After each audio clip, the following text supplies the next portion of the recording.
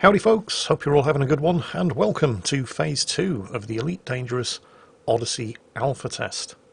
As you can see, Phase 2 is skewed towards combat testing. It opens up a 20 light year bubble of space for travel. You're no longer confined to the Adytian system. You can now buy ships. The Manticore Dominator combat suit is available for purchase. Faction conflicts have now been enabled. The Frontline Solutions mercenary service is now available. And you can also pick up missions for neighbouring systems, including trading with settlements and points of interest. Initial impressions? Oh, it's all been a bit rough. It didn't have the greatest start, with the servers going up late, although not that late, it was about an hour, although they just about immediately came down again for some kind of hotfix. I'm not entirely sure what it was. When the servers did get back up and I was able to log in, initial impressions were pretty good. The first thing that I did was headed to Pioneer Supplies in order to equip myself with all the latest and greatest gear. And it's here where most people ran into their first major, well, I don't know if I can call it a bug, but it certainly wasn't intended. So Pioneer Supplies is where you buy your pressure suits and your weapons. So the first thing I wanted to do was buy that Dominator Suit. Hang on a minute. The Artemis Suit. I didn't think that was going to be available until Phase 3. This is the Exploration Suit. It has weak shields, it comes with a genetic sampler tool, but it has a very good oxygen supply. What the hell? I'll take it. And there's the Dominator Suit, which comes with slots for 2 primary weapons and 1 secondary weapon, and has stronger shields and armour. So, what the hell? I'll take them all. And that wasn't all. New weapons were available too, and I didn't think there was anything wrong with this. This is the combat test after all, but all hail the plasma weapons. The Manticore Tormentor pistol, only 50,000 credits. The Manticore Oppressor assault rifle, only 125,000 credits. And the Manticore Intimidator shotgun. These are all plasma weapons. And the Manticore Executioner sniper rifle.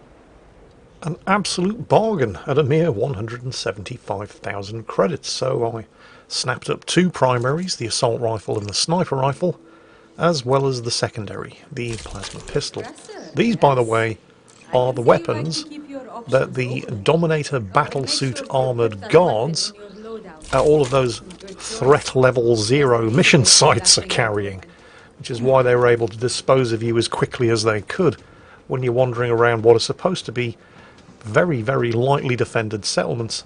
This was a fun and engaging feature in the first phase of the alpha test, which Frontier Developments did acknowledge was a problem, and I'm happy to report has been fixed in the second phase, because during the first phase it was not at all unusual to be given a simple mission with an apparent threat rating of 0 to just go and recover somebody's diary or something, and upon arrival at the mission location, find that it was swarming with people like this who shot first and asked questions later. Note the triple chevron to the left of the character's name, indicating that he's the functional equivalent of a Terminator T-800, armoured, shielded and armed with plasma weaponry.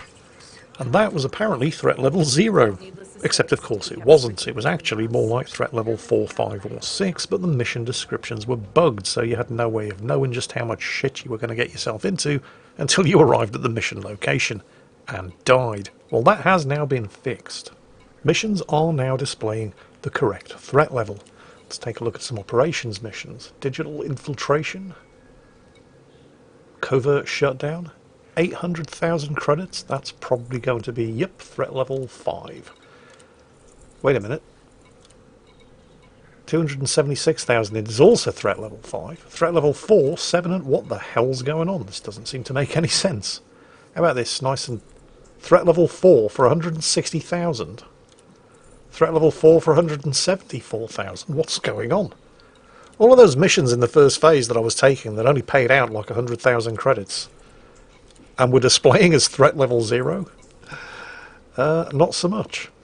Turns out they were in fact threat level 4 or 5 missions. It's no wonder I was getting slaughtered. I did eventually find a couple of threat level 0 missions. Here we go. Fetch the personal documents. Payout. 48,000 credits. Barely enough to buy a sandwich. But that was then, and this is now. Now, I'm equipped with the Dominator battle suit, and I have plasma weapons coming out of every orifice. So, let's jump into a conflict zone. I think I can safely say, without too much fear of contradiction, that possibly, aside from the ability to actually buy and fly your own ships, so you don't have to rely on the Apex Interstellar Taxi Service, the conflict zones were probably what most people were looking forward to in the second phase of the alpha test. And I do have to say, I think Frontier Developments have done a pretty good job here. In order to, well, there are many different ways that you can take part in a conflict zone. You can just fly to one in your ship, but if you can't be bothered with the effort that that entails, you can always take advantage of the services of Frontline Solutions, who will allow you to pick a combat zone and deliver you there in one of their Vulture dropships. Are you ready to fight? This whole system's ripe with conflict. Are you ready to join the fight? Simply turn up at any Frontline Solutions desk, and you can immediately see which nearby factions are currently in a state of conflict in any systems that are in a state of war or civil war. So, select a body to view the conflicts. No. Oh wait, no, yeah, we're obviously looking for the crossed sword icons, so here we go, this'll do. At the Araujo Botanical Holdings on the planet Nervi 2D, the Nervi Bridge Exchange are busy fighting the Values Party of Nervi. This is a low-intensity conflict. That sounds like it's going to be just the ticket.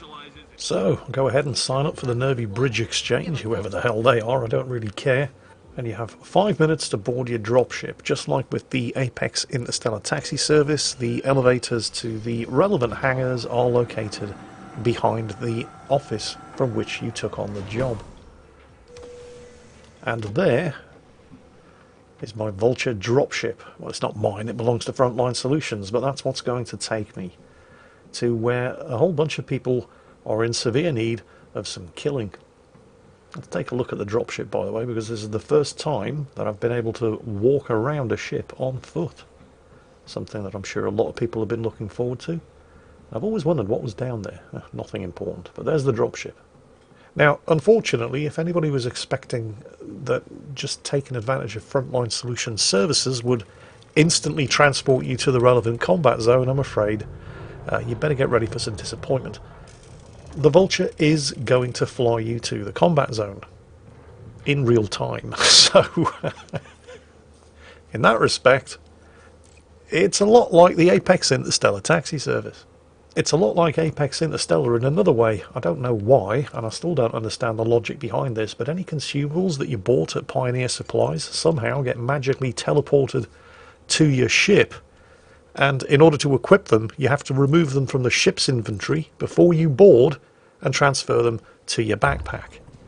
I don't know who pickpocketed all my stuff and slipped it on board my ship without my knowing, but, well, that's just the way it works. Also, just like with Apex Interstellar, while you can edit your loadout pretty much anywhere and decide which weapons are going to be equipped with which pressure suit, you can't actually change your loadout. You can't change whatever it is you want to be equipped with until you're on board a ship. I've never understood the logic behind that. It's apparently just an Elite Odyssey thing. Everybody's just supposed to kind of look the other way while you get naked in the cockpit and change into whatever it is that you want to actually be wearing when you arrive at your destination. I guess on one level it does kind of make some sense if you're on board a dropship and somebody else is flying you to your destination, but what if you're alone in your own ship?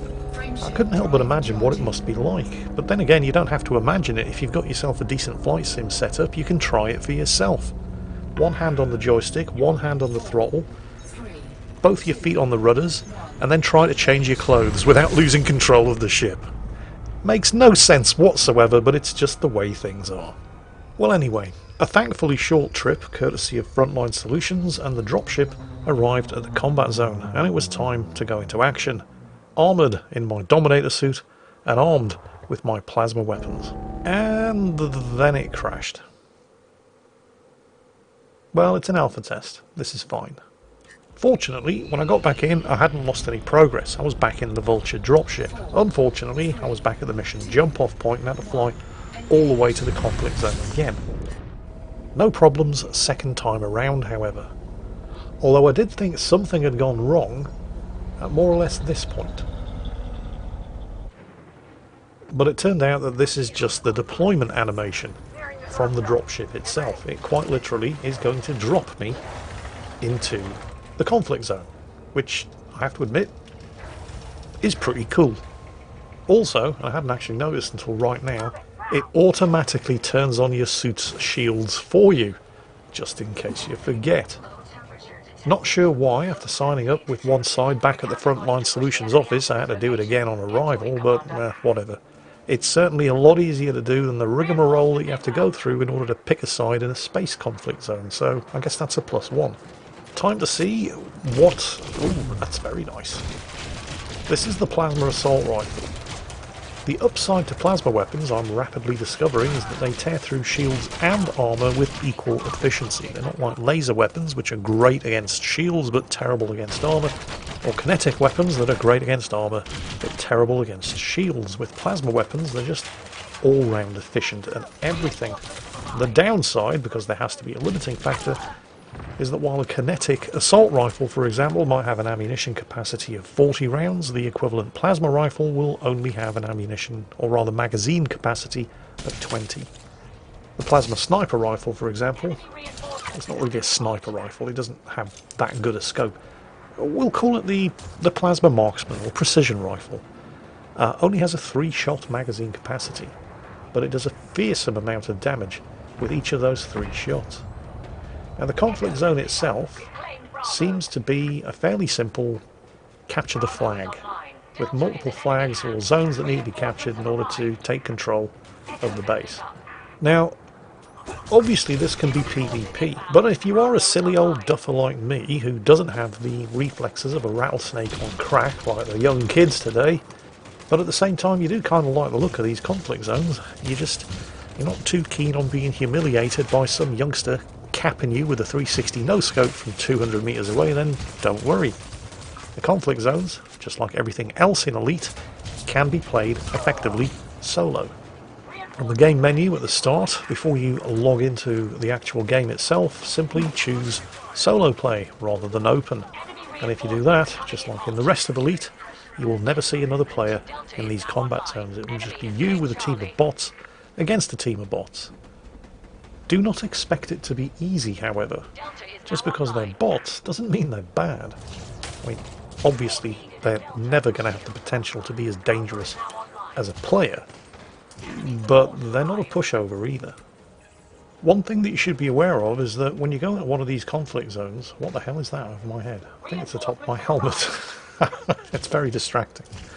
But yes, one thing that you do need to be aware of when you go into one of these conflict zones is that you're never going to have enough ammunition to be able to last the whole match. And of course, the capture points aren't located near any of the ammunition lockers. So simply parking yourself next to a locker and covering one of the capture points is just not going to be feasible. Also, make sure you take a whole bunch of batteries to recharge your suit power, because, well, in this conflict zone at least, none of the suit recharge points are working.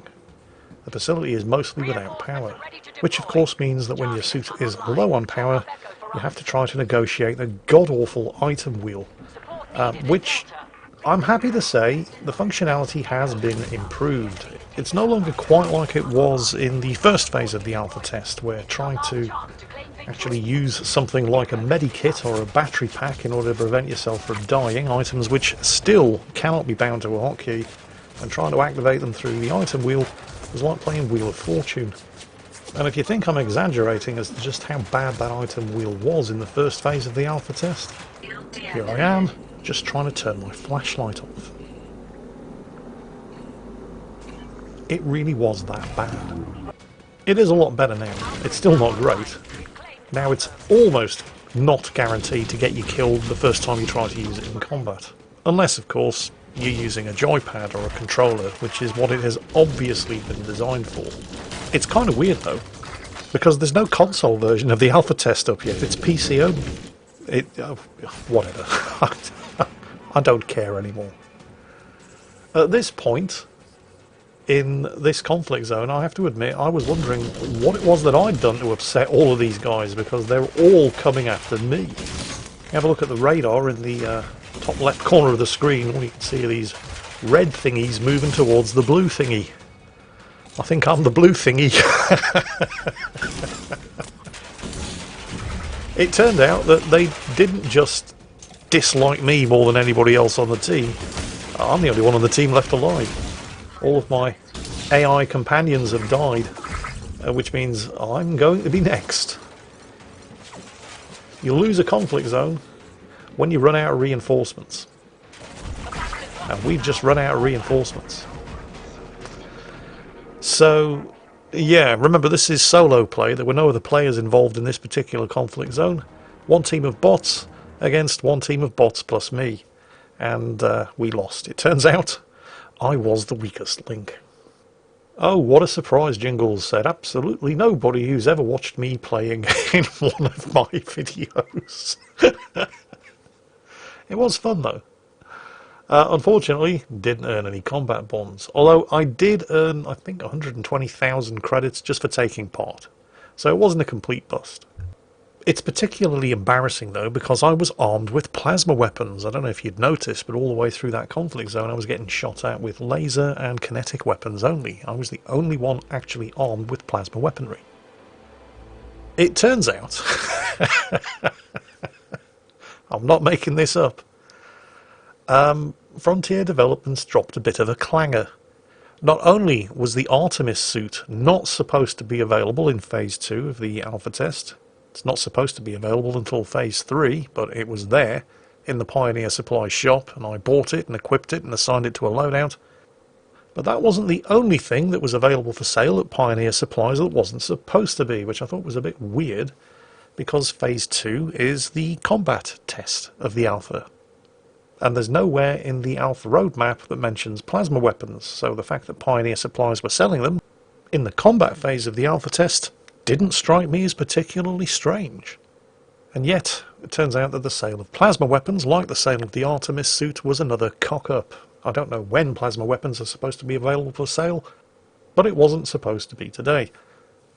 Frontier Developments issued a hotfix, removing Artemis suits and plasma weapons from the Pioneer Supplies shop, and anybody who had already purchased them was advised that they should immediately head back to Pioneer Supplies and sell them back to the vendor, otherwise they would be removed in a further hotfix with no compensation. So that was a bit of a bummer, but hey, it is what it is. Before heading back to the shops, however, I thought, well, I'm at least going to try the Artemis suit on. I've already had a go with the plasma weapons. Very, very nice, but they weren't enough to overcome my massive incompetence and give me any kind of decisive advantage in a conflict zone. But I've bought this Artemis suit, so I'm going to damn well take a look at it before returning it to the shop. Unfortunately, here's where I ran into some other issues. So I thought to myself, where's the best place to go in order to test this suit out? And I realised that it really needed to be a planet that has some kind of atmosphere, because that's one of the new features of Odyssey. We've always, well not always, but since the Horizons expansion years ago, we've been able to land on and drive around in the SRV on rocky, airless or icy airless moons. So I picked a planet that had an atmosphere. Or more accurately, I picked a mission that would take me to a planet that had the thin atmosphere, and I figured I could just drop myself off in my brand new Diamondback Explorer, and before completing the mission I could just go for a walk. Because apparently the feature of the Artemis suit, aside from also coming with the genetic sampler tool...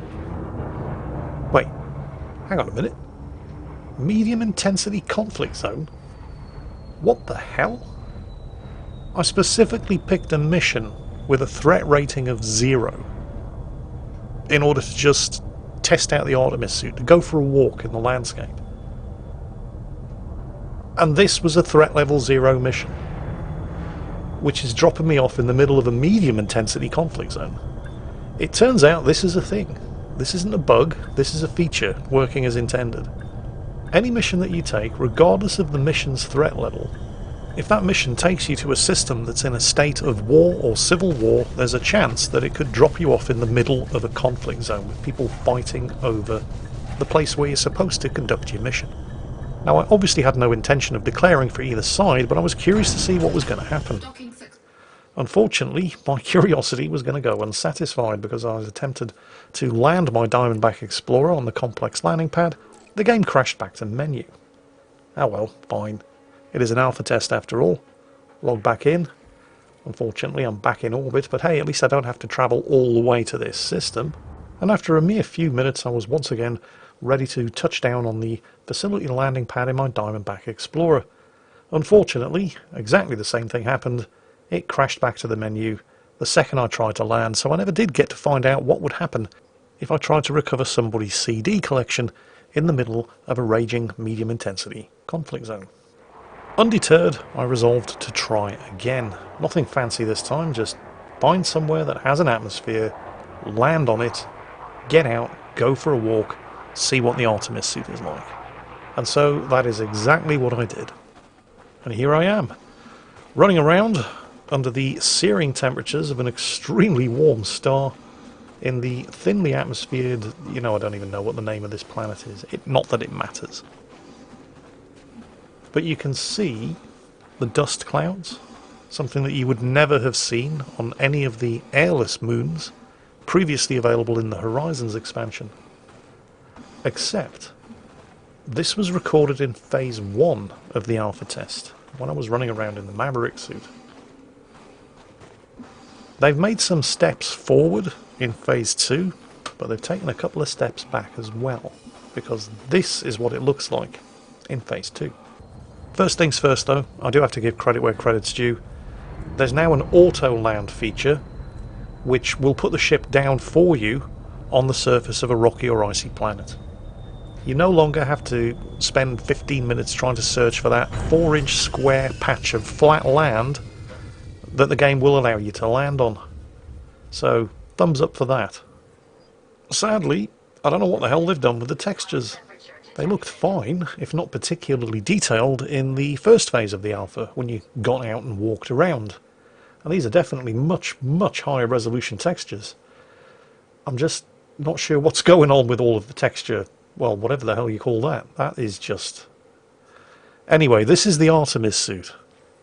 You probably recognise this suit from the promotional material that Frontier Developments published prior to the test going live. This is the suit that most people appear to be wearing.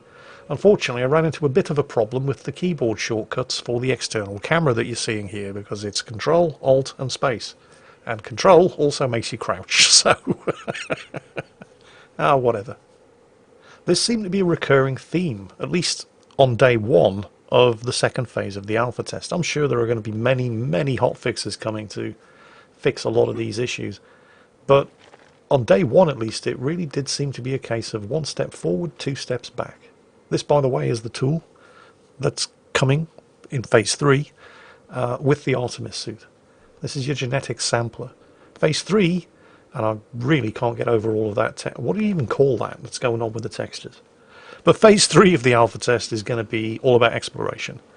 Getting out there, discovering new life forms, taking their samples, and making a profit out of them. So consider this a teaser of what you can expect to see in the third phase, hopefully without these texture problems, because if not for that, this would look absolutely fantastic. It's such a shame. And honestly, that's kind of really been my experience of at least day 1 of the second phase of the alpha test. And I realise it's not fair to judge everything on the first couple of hours that the test was up, but, well, this has been my experience. We'll see how things go as the second phase develops. I'm sure that they're going to be hotfixing various different issues. I'm sure it'll all end up fine. And to be completely fair, the major portion of the second phase of the test, Frontline Solutions, the conflict zones, works just fine. It's just a shame about everything else. Anyway, fingers crossed. It's an alpha test. Fixing bugs is what it's for. I can't be too harsh about it.